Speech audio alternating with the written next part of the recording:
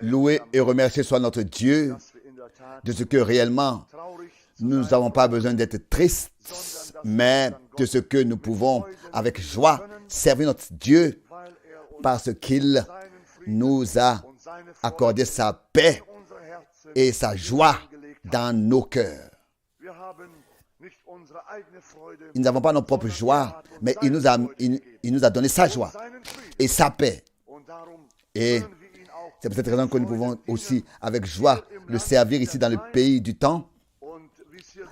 Et comme c'est écrit ici dans ce cantique, nous voulons lui faire confiance ici dans le pays du temps. Là-bas, dans la gloire, nous le verrons.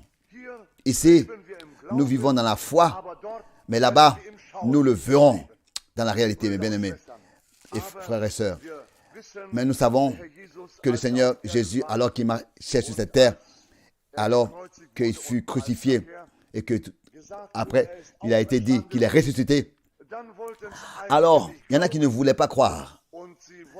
Et ils voulaient justement dire, nous voulons d'abord voir avant de croire. Mais quand ils l'ont rencontré, alors il a reproché leur incrédulité et il leur a dit, mais pourquoi est-ce que vous n'avez pas cru? Heureux, bénis sont ceux qui ne voient pas mais qui croient. Mais bien aimés, même si maintenant nous ne voyons pas encore, mais nous croyons de tout notre cœur. Et alors, l'heure arrive, le moment arrive où il se révélera à nous et où nous serons auprès de lui, où nous serons avec lui. Et pour cela, nous sommes très heureux et reconnaissants. Ce cantique ici l'exprime de manière si merveilleuse. Faisons-lui confiance ici dans le pays du temps. Dans la gloire, nous le verrons. Ça, nous voulons le faire de tout notre cœur aussi ce matin. Pendant la prière, avant la prière, je voudrais lire un passage d'un psaume, peut-être le psaume 89, comme introduction. J'aimerais lire psaume 89 et ensuite nous allons prier ensemble. Ici, il est dit d'une manière si merveilleuse, je chanterai toujours les preuves de grâce de l'Éternel, en allemand, les bontés de l'Éternel en français. Ma bouche fera connaître à jamais ta fidélité, car tu l'as promis. Ton alliance de grâce sera fondée éternellement.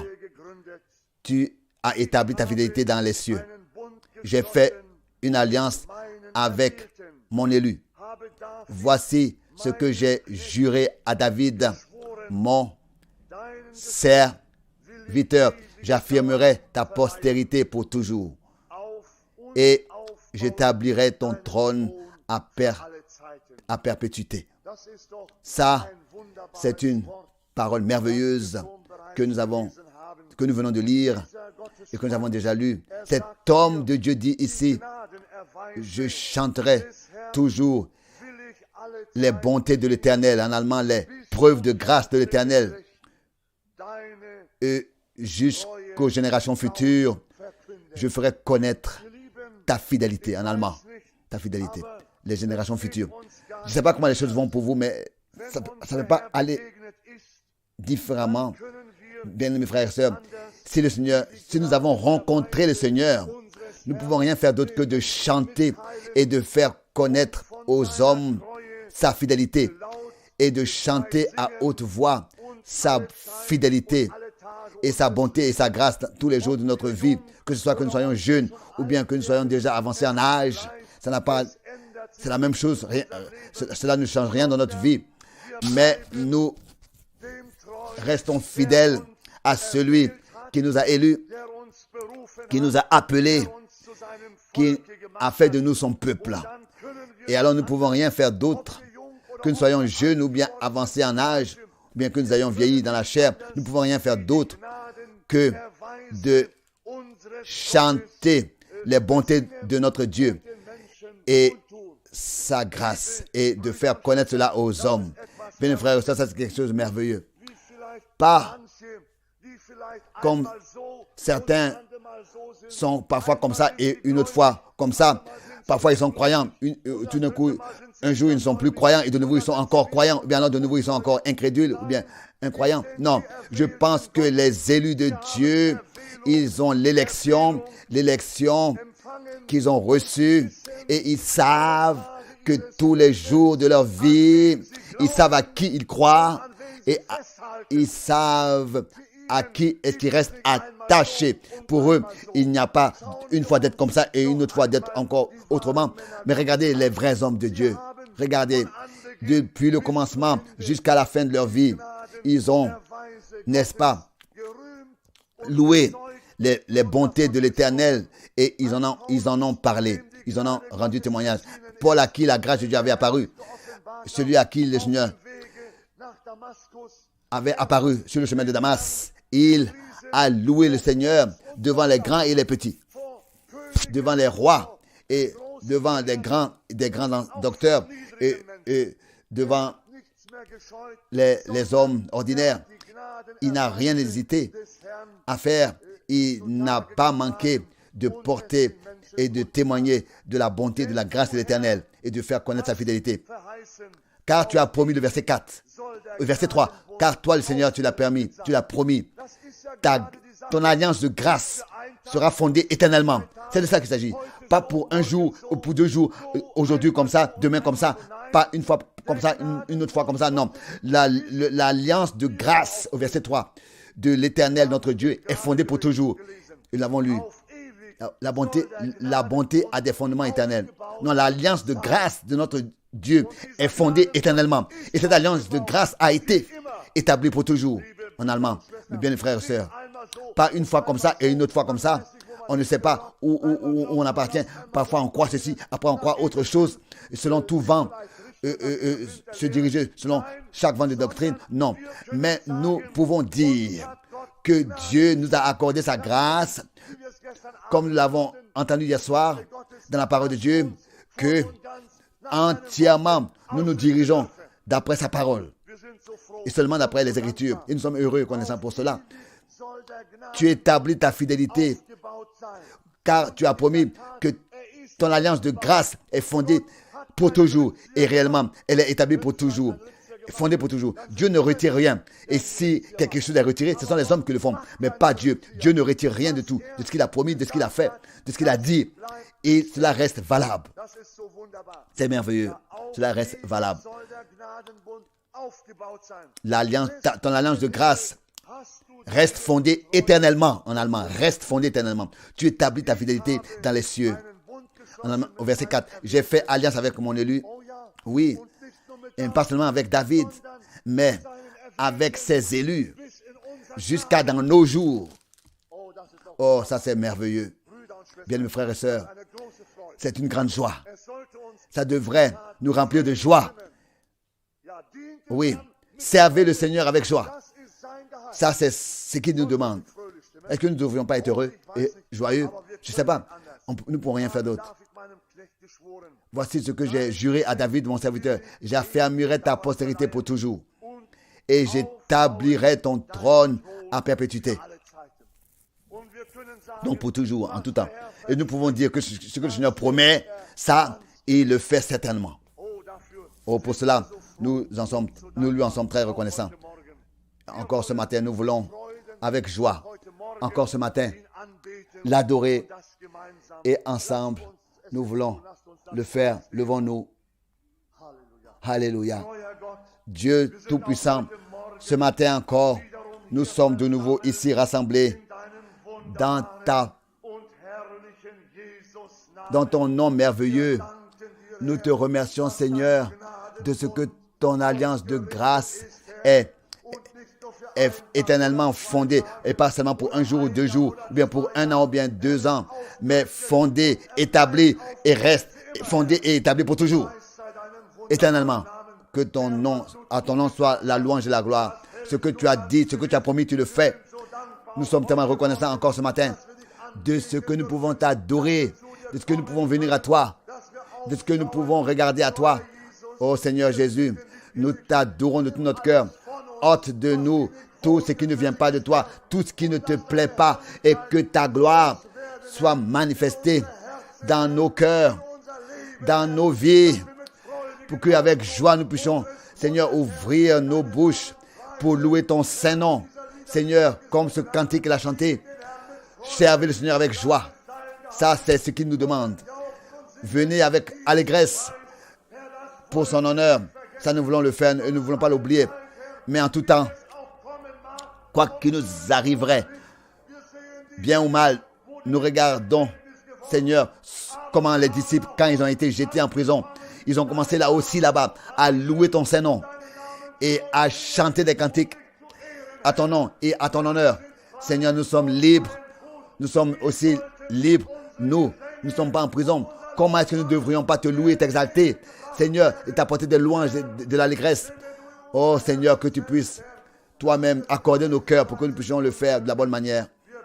Nous t'adorons et louons ton Saint-Nom. Seigneur, que tu puisses encore être avec nous et nous bénir de la plénitude de ta grâce. C'est ma prière dans le Saint-Nom de Jésus. Amen. Amen. Nous nous asseyons. Aujourd'hui, ce matin, je voudrais rapidement faire mention de ce que Dieu a fait. Car pour plusieurs, c'est peut-être pas encore connu que le Seigneur, réellement, d'une manière surnaturelle, mais visible, de manière visible, est descendu à parler et à donner des ordres dans notre génération. Et avant de montrer les photos des magazines des États-Unis, je voudrais lire du prophète Ézéchiel. Et cela, Ézéchiel chapitre 1, Ézéchiel chapitre 1, verset 28. Ézéchiel 1, chapitre 1, verset 28. Tel l'aspect de l'arc qui est dans la nuit, qui apparaît dans la nuit, dans les nuages en un jour de pluie, ainsi était l'aspect de cette lumière éclatante qui l'entourait. C'était une image de la gloire. C'était l'image de la gloire de l'Éternel. C'était l'image de l'apparition en allemand, de la gloire de l'Éternel, l'apparition. À cette vue, je tombais sur ma face et j'entendis la voix de quelqu'un qui parlait. Nous voulons prier. Père céleste, nous te demandons dans cette heure, d'une manière très particulière, que tu puisses être proche de nous et que tu puisses nous donner la compréhension correcte et ôter toute incrédulité et tout doute et rétablir la relation, la communion avec toi et d'être liés avec toi. Et nous nous plaçons consciemment sous le couvercle du sang de l'agneau et sous la conduite de ton Saint-Esprit. Avec crainte, je voudrais parler, Seigneur, de ce que tu as fait dans nos jours. Seigneur, ta révélation est sainte. Ta parole est sainte, car tu es saint. Et nous te demandons, sanctifie-nous aussi dans ta vérité. Que ton esprit en nous soit sanctifié et que ta parole soit confirmée. Aide-nous et sois proche de nous dans le Saint-Nom de Jésus. Amen. Amen. Nous nous asseyons. J'ai aujourd'hui, avec exprès, amené les publications des États-Unis. C'est le Life Magazine.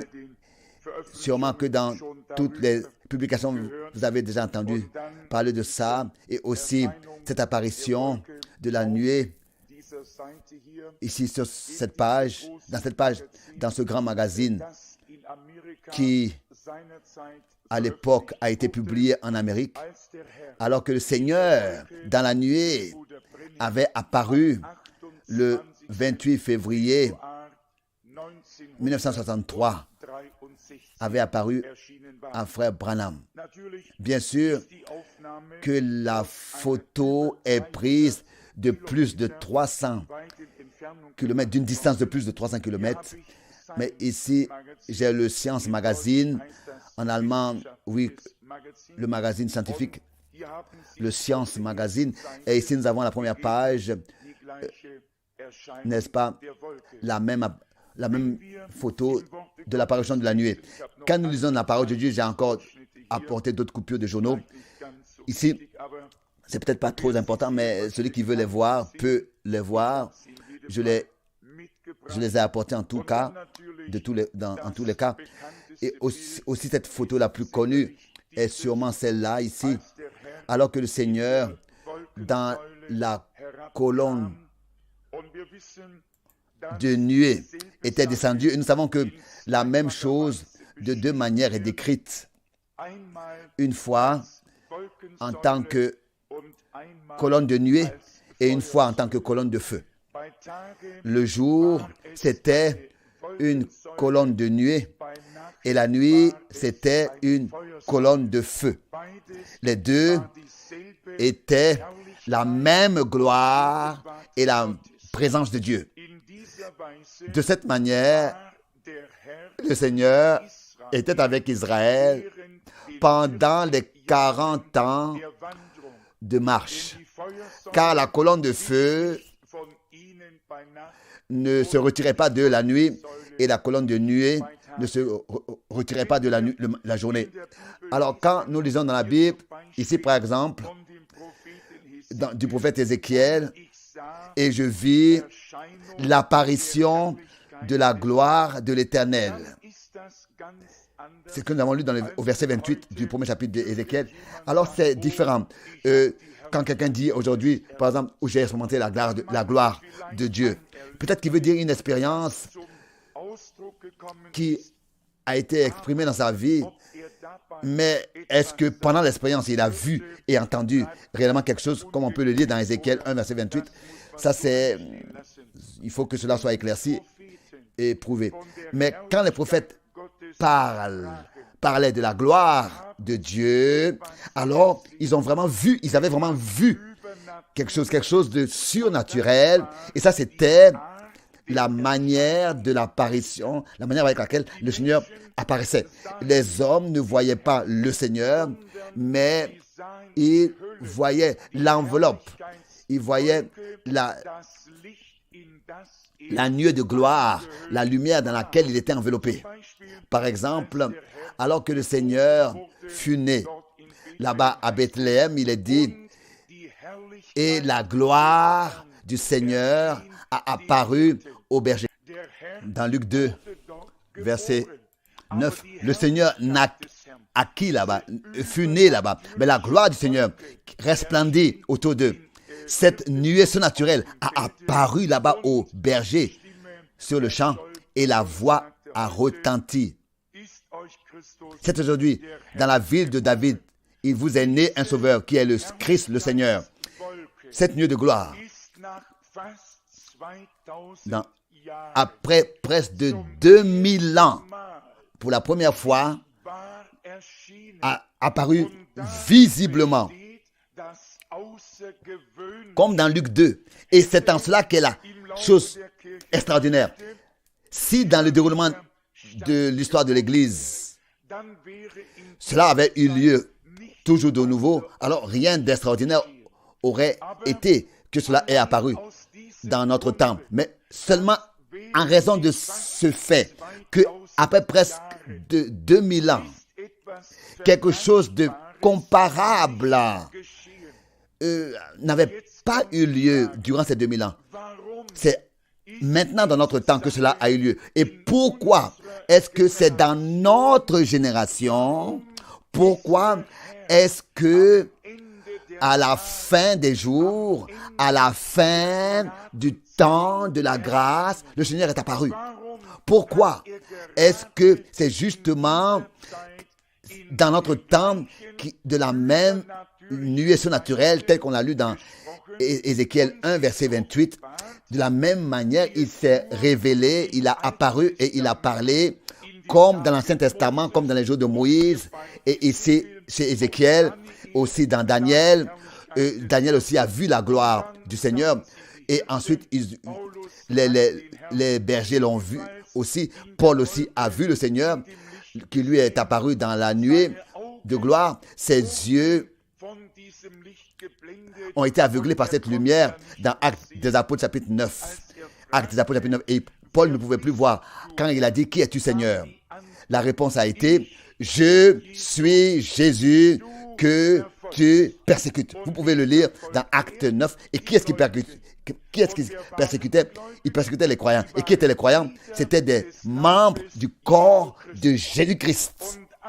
Et tout ce qui est fait aux siens est fait à lui, est fait contre lui, est fait à lui. Donc, ce que nous faisons au plus petit de ceux qui lui appartiennent, c'est à lui que nous l'avons fait. Nous savons que Paul avait un appel extraordinaire. Et parce qu'il avait ce mandat divin, ça ne pouvait pas être seulement une chose dont il avait pensé. Il fallait que ce soit un mandat direct du Seigneur. Il fallait qu'il existe dans sa vie un mandat direct du Seigneur avant de pouvoir exécuter ce devoir. Il fallait qu'il y ait un mandat divin. Et c'était le cas pour Paul. Le Seigneur, lui, est apparu dans la nuée, dans la colonne de nuée, dans cette grande gloire, lumière de gloire de Dieu, et lui a parlé audiblement. Actes des Apôtres 9, vous pouvez le lire. Et c'est depuis lors que Paul, devant les grands et les petits, devant les rois, il pouvait rendre témoignage de ce qu'il avait expérimenté. Personne pouvait lui renier cela et disputer cela. Et ensuite, il y avait des frères dans son temps qui ont dit, mais qui est Paul? Mais qui est cet homme? Et ils n'ont pas prêté l'oreille à ce qu'il disait. Ça, ce n'est pas comme ça seulement aujourd'hui. Cela a toujours existé et ça a toujours été ainsi. Mais tel que hier nous l'avons lu, celui qui est de Dieu, il écoute les paroles de Dieu, la parole de Dieu. Jean 18, verset 37b. Et si quelqu'un est envoyé avec la parole de Dieu, alors nous devons écouter ce que Dieu a à nous dire. Ézéchiel vit la gloire de l'Éternel. Il pouvait la décrire et disait tel l'arc de l'arc, tel l'aspect de l'arc qui est dans la nuée en un jour de pluie, qui apparaît dans la nuée en un jour de pluie. Ainsi était l'aspect de cette lumière éclatante qui l'entourait, C'était l'image de la apparition de la gloire de l'Éternel. En allemand. À cette vue, je tombais sur ma face, le verset 28, et j'entendis la voix de quelqu'un qui parlait.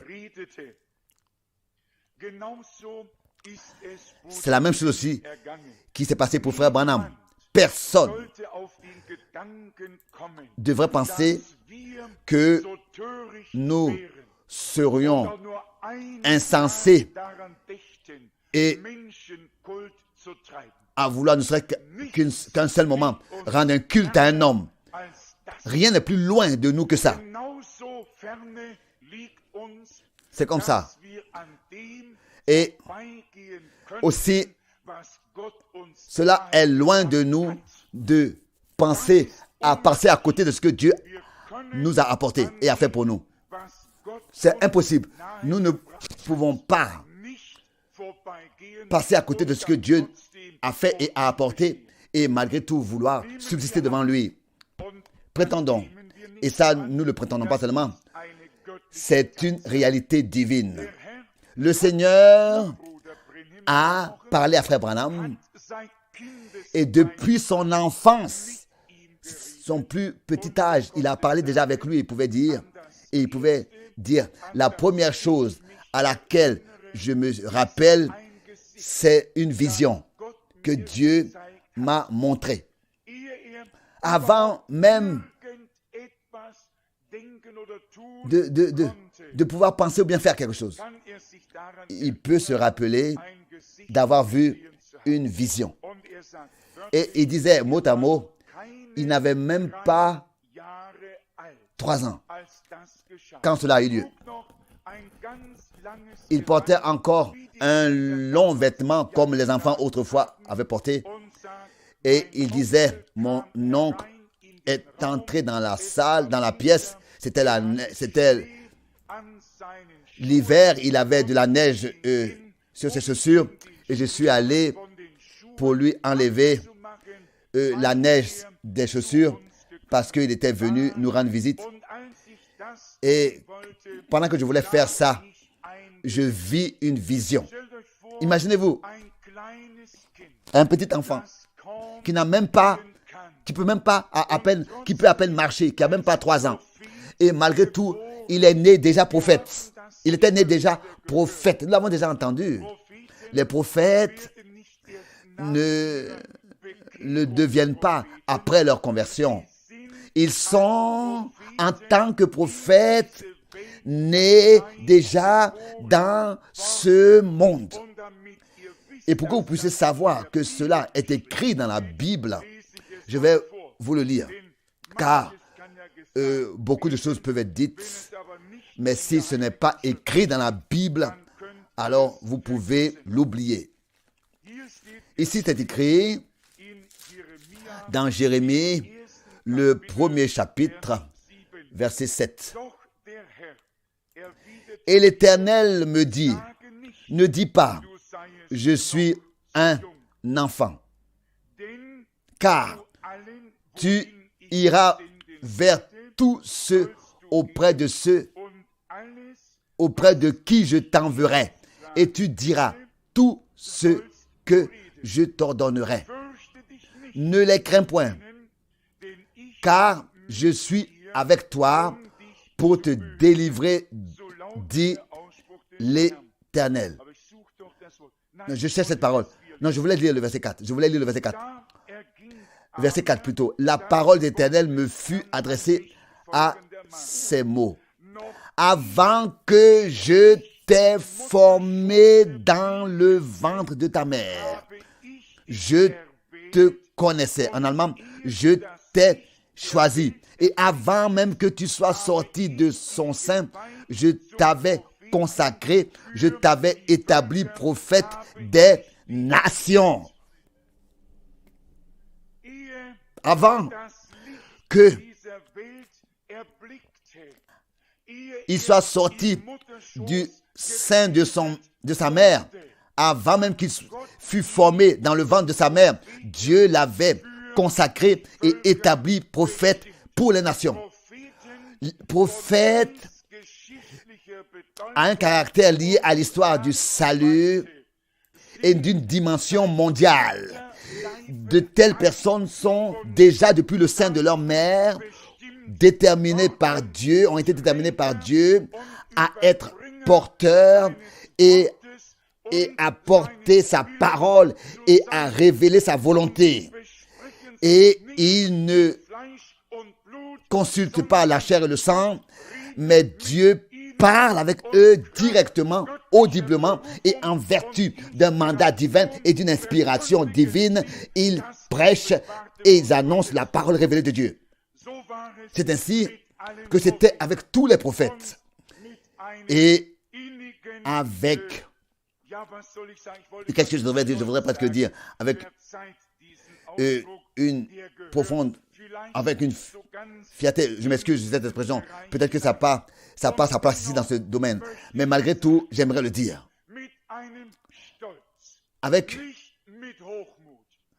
Donc pas avec de l'orgueil, mais avec une fierté devant Dieu. Je regarde à ce que Dieu a fait. Pas avec de l'orgueil. Je regarde au choix qu'il a pris.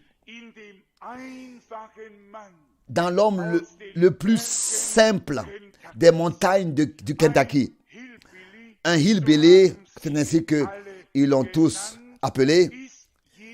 Quelqu'un qui ne maîtrisait même pas la grammaire, qui confondait toi et moi, mais qui avait un discernement clair, mais qui ne pouvait même pas discerner entre certains mots, la différence, et qui confondait les mots. Mais cet homme a parlé de la part de Dieu, et d'autres l'ont regardé avec mépris. Il disait, et j'ai repris ça en mots. Hillbilly, c'est quelqu'un qui ne maîtrise pas la grammaire, qui confond le moi et le toi, mais qui fait bien la différence entre le mien et le tien. Get next to yourself. Comment on peut traduire ça? Tout d'abord, retrouve-toi, retrouve tes sens, viens à toi-même. Ces grands hommes-là, ils auraient dû comprendre que c'est eux qui devaient retrouver leur sens et que c'est eux que Dieu voulait corriger. Il ne s'agissait pas que l'un et l'autre viennent pour corriger ce prophète. Ils auraient dû reconnaître que Dieu avait envoyé ce prophète pour les corriger eux-mêmes, pour les corriger, pour les faire sortir de l'erreur et les pénétrer de sa véracité divine. C'est de ça qu'il s'agit. C'est de ça qu'il s'agit. Si quelqu'un veut nous faire ce reproche et dire, écoutez, vous avez cet homme-là. Nous n'avons pas cet homme. Dieu a établi cet homme. C'est Dieu qui établit dans l'Église des prophètes, des apôtres, des prophètes, des bergers, des docteurs et des évangélistes. Et laissez-moi aujourd'hui le dire. Là où Dieu n'a pas dans l'Église, ne peut pas établir dans l'Église ces ministères-là, l'Église ne peut pas non plus être édifiée. Car le Seigneur lui-même, dans sa parole, a laissé dire, vous pouvez le lire, Éphésiens chapitre 4 et 1 Corinthiens 12, verset 28 et d'autres écritures, que Dieu a établi dans l'Église ses ministères, Éphésiens 4, verset 11, pour que justement, pour le perfectionnement des saints et pour l'édification de l'Église. Donc, si le ministère prophétique qui est au-dessus des ministères de l'Église est rejeté par l'Église, comment est-ce que alors l'Église peut être édifiée si ce qui est accordé pour son édification n'est pas accepté par l'Église? Alors ce sont les hommes qui édifient, et c'est-à-dire chacun selon sa manière. Et c'est toujours une tour. Alors le Seigneur, n'est-ce pas, va renverser tout et tout est détruit. Non, et tous sont déjà convaincus. Confondus. Non. Il ne s'agit pas que nous soyons convaincus d'être en train de bâtir quelque chose. Non, c'est le Seigneur lui-même qui bâtit son Église. Et pour qu'il puisse bâtir son Église, il faut que nous puissions lui donner la possibilité de le faire, c'est-à-dire d'établir son ordre dans son Église, de rétablir son ordre dans son Église. Ce ne sont pas des gens qui viennent d'un séminaire, d'une école appelée biblique, mais des hommes établis par Dieu, appelés par Dieu, appelés au ministère. Et comme c'est écrit dans Romains 12, des hommes envoyés de Dieu. Combien de fois nous avons dit en insistant, quand nous lisons dans les Saintes Écritures, Jean était un homme envoyé de Dieu. Là, quand je lis cela, mon cœur loue, quand on sait que c'est un homme qui est envoyé de Dieu. Il parle mandaté. Donc, il parle de la part de Dieu. Et il apporte la parole de Dieu au peuple de Dieu et il révèle la volonté de Dieu au peuple de Dieu. Et nous avons affaire à... Quand on a affaire à ça, on doit accepter, recevoir et remercier le Seigneur pour cela. Vous savez, quand Frère Branham priait pour les malades, alors cette nuée, cette colonne de nuée venait dans la salle, dans l'église. Et combien de fois il a dit, maintenant je vois la lumière sur toi, suspendue. Maintenant je vois la lumière suspendue sur toi. Le Seigneur me montre ceci et cela sur toi. Qu'est-ce que c'était? C'était une action directe du Seigneur ici sur cette terre. Celui qui est dans la gloire, malgré tout, peut, dans cette nuée de gloire, se révéler et se manifester ici sur cette terre, étant au ciel. Vous savez, car Dieu est au ciel et sur terre. Nous ne pouvons pas le limiter. Il peut pas dire, on ne peut pas dire, bon, s'il est ici, il n'est pas là-bas.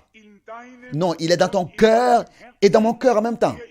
Il est au ciel et il est aux extrémités de la terre, ou partout où nous allons, où sommes, il est. Mais maintenant, il s'agit de reconnaître que nous vivons dans un âge prophétique et que Dieu a envoyé un prophète pour corriger de la Genèse jusqu'à l'Apocalypse, chapitre 22, utiliser les Écritures pour corriger et pour donner à l'annonce de sa parole une ligne droite par les Écritures, de la Genèse jusqu'à l'Apocalypse. Il y a quelqu'un qui me demandait, un frère me demandait, mais comment est-ce que nous pouvons accorder ce que Moïse a dit, ce que Paul a dit, ce que le Seigneur a dit, ce que les apôtres ont dit, apporter ça en accord et en unité? Ma réponse a été simple. Si ce que Dieu a dit par Moïse, par tous les prophètes, par ce qu'il a dit par tous les apôtres et par ce qu'il a dit lui-même, si nous ne pouvons pas apporter ça à un dénominateur commun, en une seule unité, en une seule chose, donc ça veut dire qu'avec nous-mêmes, il y a quelque chose qui ne va pas. Dieu ne peut pas se contredire. Il était celui qui avait parlé par Moïse. Il était celui qui avait parlé par les prophètes. Il était celui qui avait parlé lui-même ici sur cette terre. Il était le même qui avait parlé par les prophètes, par les apôtres. Le même qui avait parlé par les apôtres. Et si quelqu'un veut me dire, oui, mais ce qui est écrit ici est contraire à ce qui est écrit dans les prophètes, alors ça veut dire que vous êtes levé trop tard. Alors moi, j'appartiens à ceux qui se lèvent plus tôt, qui se sont levés plus tôt. Et personne ne peut me dire qu'une parole parle contre l'autre et contredit l'autre dans la Bible. Non, c'est toi qui parles contre la parole et qui contredis la parole. Mais ce n'est pas la parole qui contredit la parole. La contradiction est toujours en nous, la contradiction, et pas dans la parole de Dieu. Comme c'est merveilleux de ce que Dieu, dans ces derniers jours, a, d'une manière si merveilleuse, résumé tout. Et pour moi, c'est quelque chose de très grand. Et là, nous avons appris que le Seigneur, toujours de nouveau, a révélé des choses qui sont restées cachées. Par exemple, comme hier, déjà je le mentionnais, il y en a qui demandent, mais pourquoi est-ce que cela n'a pas été annoncé déjà à l'avance? Dieu a eu des grands hommes, un Moody, comme ils se sont tous appelés, bien sûr que c'était tous de grands hommes. Mais le temps n'était pas encore venu. Et tous ces hommes-là étaient des évangélistes. Et ils n'étaient pas des prophètes. Et la parole du Seigneur vient aux prophètes. Donc, Dieu a attendu jusqu'à que l'âge prophétique arrive. Et c'est pour cette raison qu'il a envoyé un prophète pour révéler la parole prophétique. Jérémie et tous les prophètes. Vous pouvez commencer avec Moïse et partout vous pouvez le lire. Ils étaient de la part de Dieu déterminés à un devoir extraordinaire, particulier. Ça n'a pas d'importance ce qui s'était passé dans leur vie ou bien venait et partait. Le sens et l'objectif divin étaient au-dessus de tout le terrestre. Et je le dis aujourd'hui, dans la vie d'un enfant de Dieu, le sens et l'objectif divin est ordonné au-dessus de tout le déroulement terrestre de sa vie. L'objectif divin est à la première place. Et c'est tout le reste dans notre vie va de travers et se brise. Et se brise, oui, que cela nous importe. Seulement si Dieu, lui, reçoit ce qui lui revient avec nous et peut atteindre son but avec nous et que nous pouvons passer de la foi à la vue de ce que nous avons reçu comme promesse ou bien de ce qu'il nous a promis. Tout le reste, de toute manière, restera derrière nous. Nous n'allons pas l'emporter avec nous. Et malgré tout, nous nous donnons tant de soucis pour les choses terrestres et les choses passagères. Non, le Seigneur, lui, a apparu au prophète dans sa gloire surnaturelle, car ils avaient déjà été déterminés depuis le ventre de leur mère à exécuter un devoir particulier. Justement, ici, peut-être déjà dans sa première année scolaire, représentez-vous cela. Ici, il y a dans sa première année scolaire, il y a un prophète sur lequel le Seigneur a sa main. À sa main.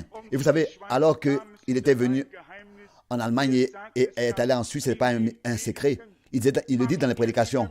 Il a fait cette remarque. Et tous buvaient leur bière et leur vin pendant leur repas. En Allemagne, c'était la bière. Et je crois que en Suisse, à Lausanne, c'était le vin. Et ils sont allés à Frère Branham et ils lui ont dit, mais écoute, tu dois aussi boire avec nous. Et Frère Branham a dit, mot à mot, comprenez, je suis un consacré du Seigneur. Je n'ai pas le droit de boire. Le Seigneur, Dieu me ne le permet pas. Et alors, il leur a dit, mais vous pouvez boire votre vin et votre bière à votre repas. Moi, je bois mon eau.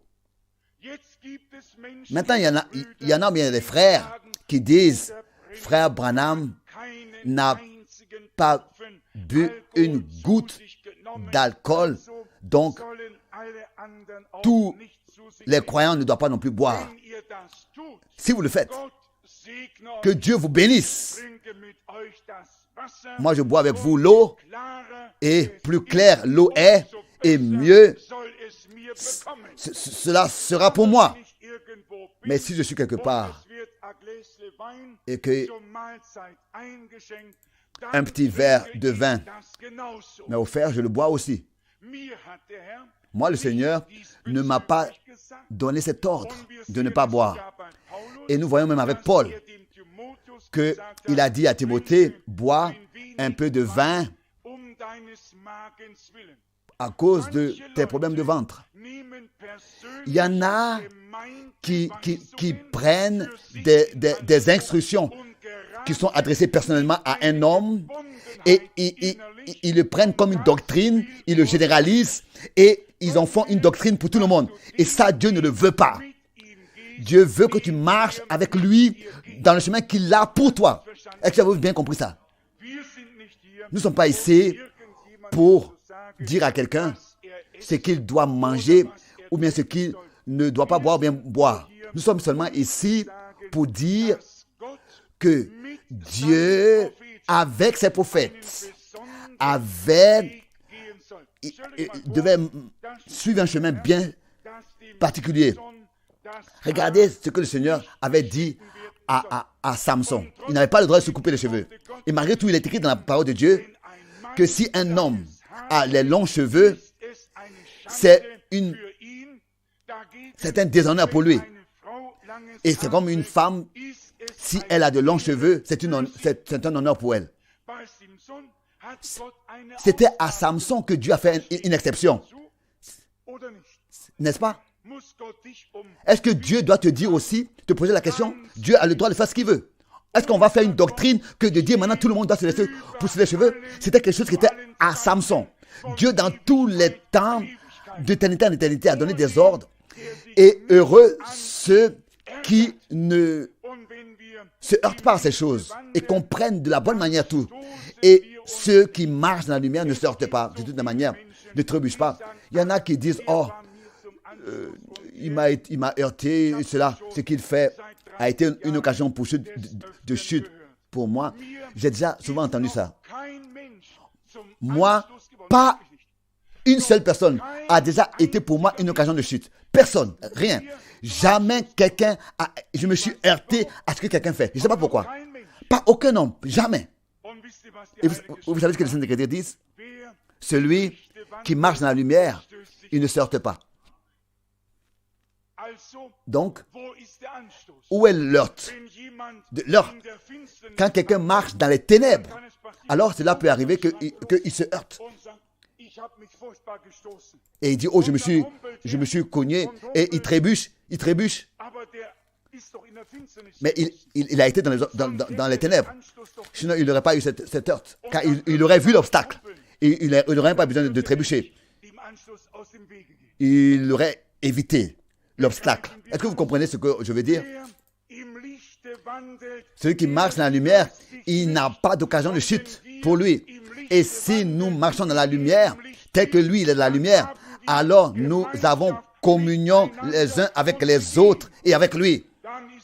Et le sang de Christ nous purifie. Alors toutes les choses terrestres, tous les disputes à cause de choses terrestres, alors tout cela est passé. Alors, nous avons les choses ordonnées de la part de Dieu au-dessus de toutes choses. Et nous laissons chacun sa liberté personnelle. Ça devient très grave quand les gens veulent placer l'autre dans une obligation. Ça ne doit jamais exister. Paul dit que celui qui veut manger de la nourriture solide qu'il le fasse, et que celui qui ne le veut pas, qu'il ne le fasse pas. Mais que l'un ne juge pas l'autre. Chacun, dans le domaine terrestre, doit faire ce qu'il fait sans être obligé de rendre compte aux autres. Nous devons aller au-delà de toutes ces choses. Nous ne pouvons pas pour toujours comme ça rester attachés à des choses terrestres. Et ne vous étonnez pas. Il y a des petites choses qui peuvent devenir de grands problèmes. Et après qu'on en a fait de grands problèmes, cela est pour nous maintenant devenu un grand obstacle. Je dis aujourd'hui, il n'y a pas plus de problèmes que ce que nous nous en faisons nous-mêmes. Et tous sont grands et petits tels que nous les estimons et faisons concernant les problèmes. Dieu doit nous faire grâce à reconnaître que c'est la malice du diable, de l'ennemi, d'une mouche en faire un éléphant et de les placer devant nous comme un obstacle, de manière que, au lieu de lire Romains 14 entièrement et de le mettre en pratique, on est en train de faire toute autre chose. Dieu veut que nous puissions laisser toutes ces choses et que chacun ait sa liberté conserve sa liberté personnelle, mais rester dans le cadre de la parole de Dieu. La liberté d'un enfant de Dieu est dans le cadre de la parole de Dieu. Et jamais notre liberté pourra sortir du cadre des Écritures. Et si nous avons compris ça, alors nous allons aussi comprendre que ce que Dieu a accordé est plus précieux et plus important que toutes ces choses terrestres que nous voyons ou bien auxquelles nous nous arrêtons. Il faut qu'avec l'aide de Dieu, cela nous réussisse à laisser tout sous nos pieds de la foi et recevoir tout sous nos pieds de la foi et de reconnaître l'heure de Dieu dans laquelle nous sommes arrivés et de nous tenir à la disposition de Dieu dans le dernier devoir qui a été donné à l'Église.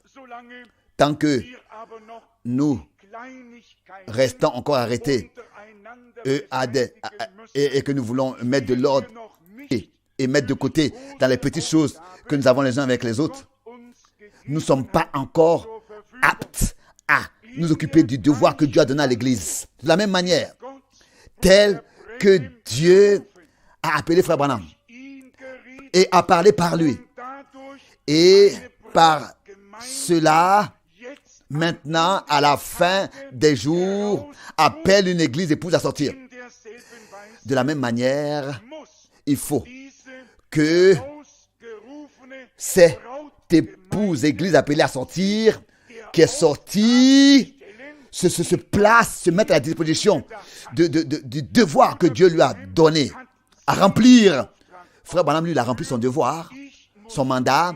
Moi, je dois remplir le mien, toi, tu dois remplir le tien. Et nous tous, nous avons un devoir devant Dieu. Et ensemble, nous devons remplir notre devoir. Mais, en fait, ce n'est pas notre devoir, notre appel, notre mandat, mais c'est son envoi dans ce temps auquel tous nous prenons part. C'est son envoi, son appel. Et c'est ça qui fait la différence entre toutes les courants spirituels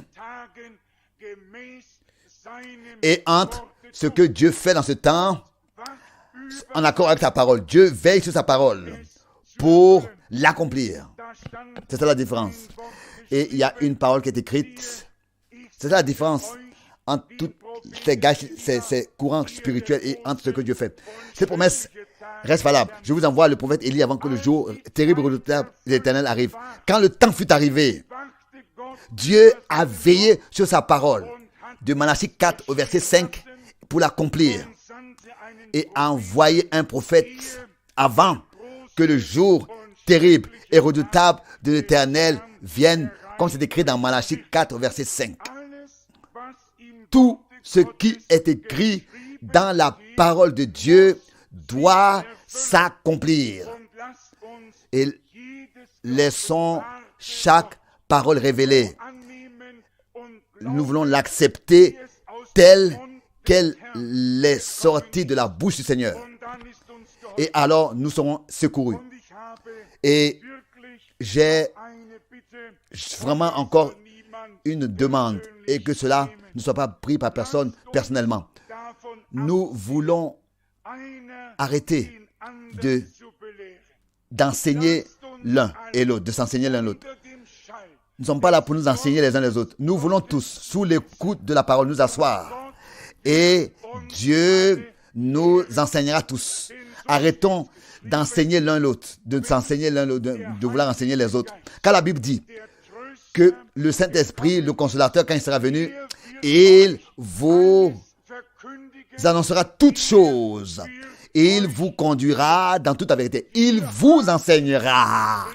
Nous avons le docteur parmi nous. Le docteur, c'est le Saint-Esprit. Et personne, donc l'enseignant, et personne connaît mieux la parole que le Saint-Esprit qui l'a inspiré. ils seront tous enseignés de Dieu. Et ce n'est pas un frère qui va enseigner qui aura besoin d'enseigner les autres. Autrefois, c'était différent. Alors là, il fallait que, ou bien alors, un autre a enseigné les autres. Mais aujourd'hui, c'est vraiment pas nécessaire. Chacun peut s'épargner ce temps et remercier le Seigneur pour le privilège d'avoir entendu ce que le Seigneur, dans ce temps, dans ce jour, dit. Car, dans ces jours dit, car nous ne savons pas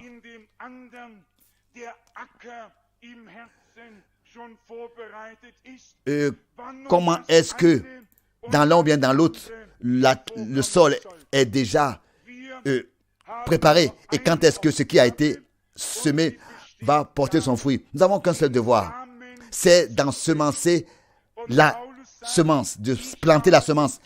Et Paul dit, j'ai planté, Apollos a arrosé et Dieu a accordé la croissance par sa grâce. Et la même chose a lieu maintenant. Il a été planté, si vous voulez arroser, faites-le. Mais d'arroser doit venir d'en haut. Ça veut dire qu'il y a des hommes qui étaient là, qui avaient prié pour la pluie spirituelle, c'est-à-dire parmi ceux qui ont reçu la parole de Dieu. D'arroser de manière divine ne veut pas dire simplement de venir et puis de dire quelques mots, ou bien de prêcher, ou bien de parler, mais de prier pour eux, pour ceux qui ont écouté la parole de Dieu, pour qu'ils puissent recevoir le baptême du Saint-Esprit, pour que la semence qui a été reçue dans leur cœur soit abreuvée et survienne et soit manifestée en nouvelle vie. Mais bien, mes frères et sœurs, nous voulons prier dans ces jours. Prier pour que Dieu tous nous baptise, nous remplisse d'esprit et de feu, comme le jour de la Pentecôte autrefois. Rien d'autre nous voulons faire que être une église remplie de l'esprit et expérimenter une effusion originale du Saint-Esprit. Une effusion originale du Saint-Esprit. Mais nous devons ouvrir notre bouche pour commencer à louer le Seigneur. Car il est écrit dans les psaumes 81, verset 12, « Ouvre ta bouche et moi, je la remplirai. » Celui qui ferme sa bouche, qui ne l'ouvre pas, ça veut dire que le cœur n'a même pas, le cœur ne trouve pas l'occasion nécessaire à le faire. Nous devons ouvrir notre bouche pour louer le Seigneur. Et c'est à ce moment-là que le fleuve de sa bénédiction se répandra en nous. Aujourd'hui, nous voulons remercier le Seigneur de ce que, après un long temps ainsi, de ce que après un temps longtemps, il a apparu de manière surnaturelle et qu'il a commencé à agir puissamment dans notre génération pour que nous puissions avoir part à ce que Dieu fait maintenant.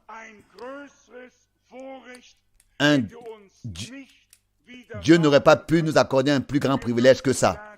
Nous pouvons dire, nous avons reçu l'héritage, notre part. Un grand héritage nous a été accordé.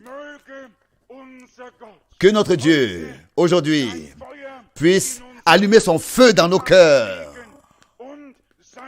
et déverser son esprit pour que nous puissions lui apporter l'action de grâce qui lui est due.